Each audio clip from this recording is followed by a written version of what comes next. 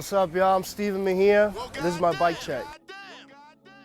We'll start off with the frame. I'm rocking the Nathan Williams Kink Help. 21 1/4. Laced to the Merritt Battle Cranks, 170. I got that to the Brandon Began pentaguard, 25T, along with the HL1 Merritt HL1 chain.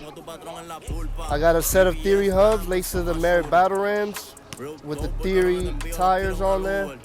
I got the 5-inch Sir Merritt pegs, steel.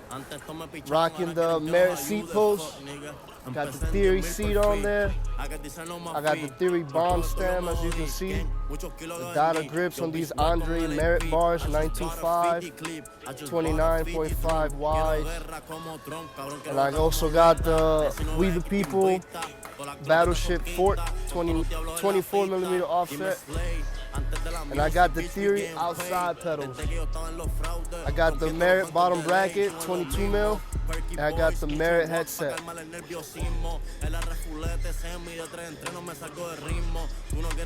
That's it. That was the whole bike.